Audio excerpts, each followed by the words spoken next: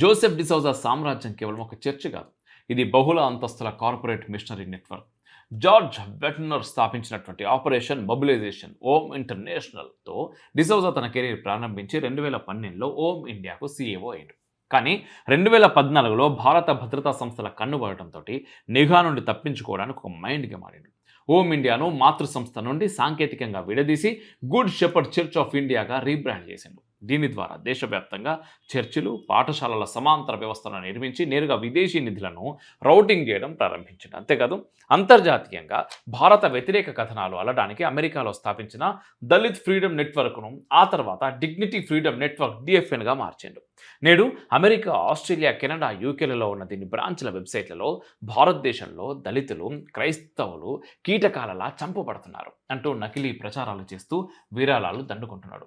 ప్రముఖ పరిశోధకులు రాజీవ్ మల్హోత్రా తమ బ్రేకింగ్ ఇండియా పుస్తకంలో ఈ డిఎఫ్ఎన్ నెట్వర్క్ గురించినటువంటి సంచలన నిజాలను బయటపెట్టింది కూడా.